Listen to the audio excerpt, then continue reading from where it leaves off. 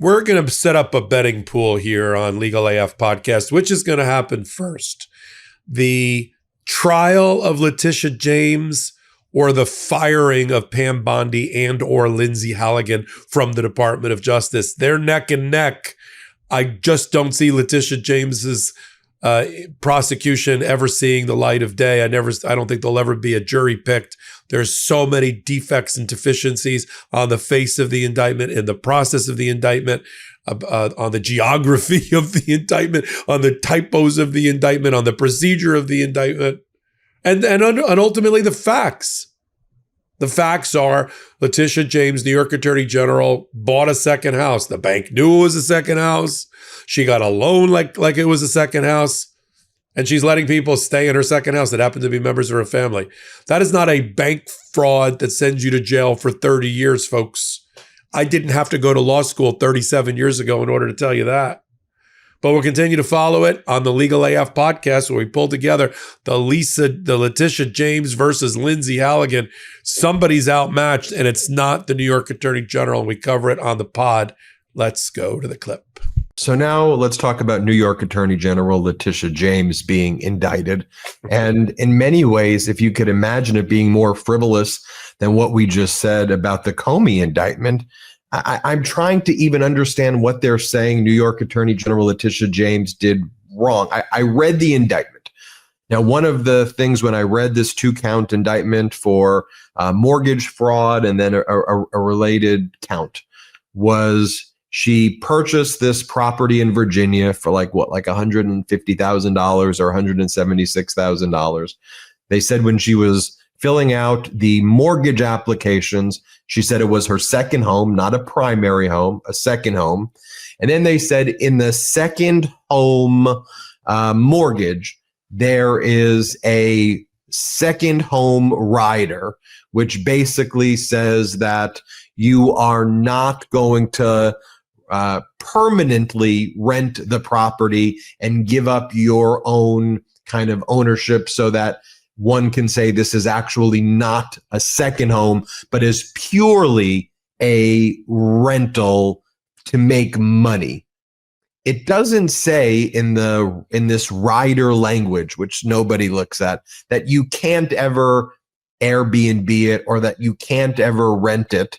It seems to suggest, if anybody's even like looked at a second home mortgage rider before, especially in the context of 176,000 home, you can't take action that makes it appear that you no longer ever want to use this as a second home and that you have no intention to use it as a second home.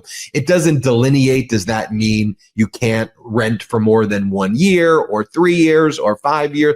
It doesn't provide that level of specificity. But what the case amounts to, if you say, let's accept all of the accusations as true, that over the course of a 30-year mortgage, New York Attorney General Leticia James would have gotten a benefit based on the mortgage rates of framing this as a second mortgage of about $600 per year. So the scheme to allege, because in criminal, you have to show criminal intent, right? You have to show a mental state, a mens rea, that New York Attorney General Leticia James hatched a criminal plan because she wanted to make $600 extra a year in savings by using the second home mortgage rider versus some other type of mortgage that you would put on them. I mean, Popok, that seems to be what they're alleging that this case is about. So even accept it, someone, Lindsey Halligan, who has to go to the jury. This was a criminal mastermind. $600 a year is what she was seeking to do here with this Virginia property. This is all horseshit. We knew about the Virginia property purchase for a long time. Abby Lowell, the lawyer for Leticia James, also the lawyer for John Bolton and others. His firm's going to be very busy, and rightly so, to defend the rule of law here. This is just there's two things I can say about the indictment.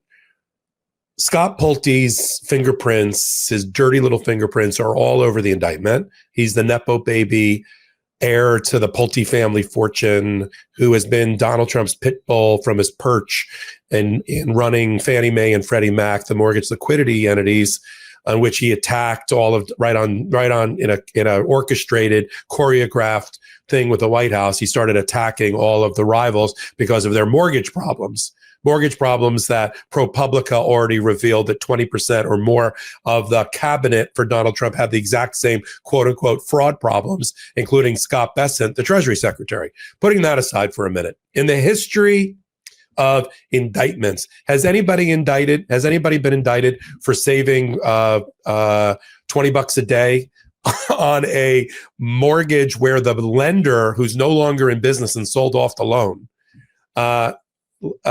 where a box was checked not by Leticia James, here's the crime problem, but by a niece with a power of attorney who checked a box saying that the property would be second home, all right, so not a first home, already something that sometimes goes into default more than a first home, and it's not going to be rented out. I've seen reporting that says that rental homes go into default less because they've got a source of income that's a debt service or an income that supports the debt service. So their argument is a bank who's no longer around was defrauded because the niece checked a box that said they won't rent it out. And then that loan was sold to a second lender who took it knowing it was a second home, but not knowing that it would be rented. And somehow that has destabilized the bank over this $107,000 mortgage. And all this is, besides the dirty fingerprints of Scott Pulte, is a mini version on purpose, a mini troll in the form of an indictment that matches the arguments that Leticia James made about Donald Trump's mortgage fraud in New York that resulted in a monitor being placed over the Trump organization, counts of persistent fraud being proved by Leticia James against Donald Trump and all of his family effectively, and a disgorgement which matches the restitution count of the indictment because she sought $468 million of her calculus. Now that's up on appeal, but not the findings of fraud. So this was just a 3-page mini version of Donald Trump effectively trolling Leticia James and saying, oh, you thought I committed mortgage fraud for $468 million? Well, you committed mortgage fraud for $18,000. I'm like, are you kidding me? So on selective prosecution, Lindsey Halligan's going to have a number of problems. One of them is proving that anywhere in the Eastern District of Virginia, they've ever prosecuted anybody for a second home used for Airbnb and got a conviction, or at least brought the case. That's going to be 0. Her second problem is on vindictive prosecution. The record is lousy for the Trump administration about their attacks on Leticia James. I mean, you and I could just spend an entire week on the Midas Touch Network showing clips of Donald Trump attacking Leticia James, both during the trial that I just talked about, after the trial, after the indictment, before the indictment, calling her disgusting, calling her racial slurs, calling her a criminal, calling her an animal, you name it. He was always going to, if he got back into office, go after people like Leticia James. But there's new reporting that's come out, Ben, that Lindsey Halligan, or at least Pam Bondi, has a Lindsey Halligan problem besides the case. So the case has, the defense has in its favor things like the lead prosecutor in Norfolk, Virginia, for major crimes leaked out 72 hours before the indictment that there was no case here and that she would not be bringing the case. As of our live, I think she still has a job, Liz Uri, but I'm not sure. But she let that leak out early on purpose because she knew there was a grand jury that was indicting on Thursday, and she wanted that out first. That will all be all those leaked memos about how shitty the case is and how everybody recommended that there be no indictment brought against Leticia James will be part of the evidence package that will be used by the defense at some point in motion practice, or if there is ever a trial, which I don't see. But the timing of the indictment seems to have caught Pam Bondi by surprise, and she may have a Lindsey Halligan problem, which is this. the reporting from 3 different news organizations is that Pam Bondi did not know that Lindsey was going to be going in for Leticia James on Thursday and may not have supported the indictment. There's actually reporting that Pam Bondi was against bringing the indictment against Leticia James, as was Todd Blanche. They were against the firing of Eric Seibert, the conservative Republican who was the U.S. attorney there before Lindsey Halligan, and they were against Leticia James. The person that was in favor of it and has been pushing it, this is new fingerprints here, is Ed Martin. Because Ed Martin, who is the director of weaponization for the Department of Justice, which is exactly what it sounds like. He's using the Department of Justice as a weaponized tool against Donald Trump's enemies. He having not been able to get the U.S. attorney position in D.C., but they gave him this other, a chief of monkey wrenches. He posted the day before the indictment a picture of we'll put it up, the Brooklyn Bridge where Leticia James lives, and an eagle flying over it, and with no other comment.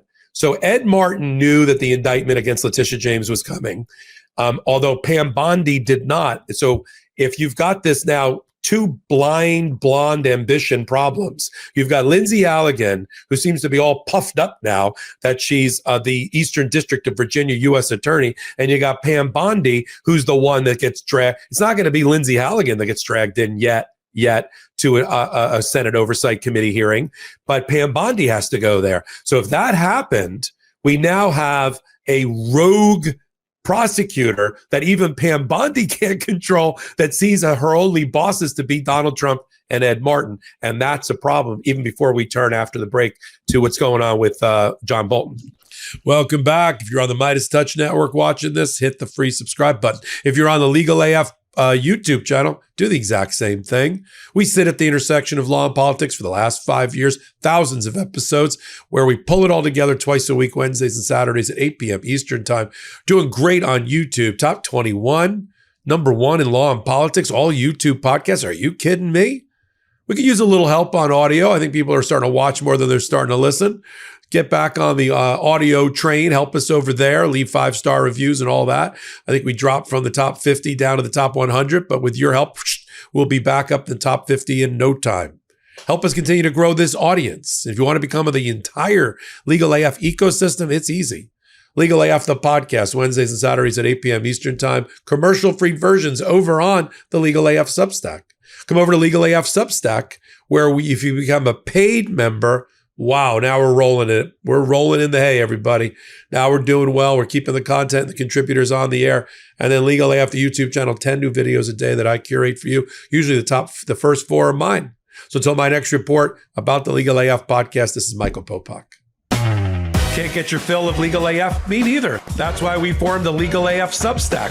Every time we mention something in a hot take, whether it's a court filing or a oral argument, come over to the Substack. You'll find the court filing and the oral argument there, including a daily roundup that I do called, wait for it, Morning AF. What else? All the other contributors from Legal AF are there as well. We got some new reporting. We got interviews. We got ad-free versions of the podcast and hot takes. Where? Legal AF on Substack. Come over now to free subscribe.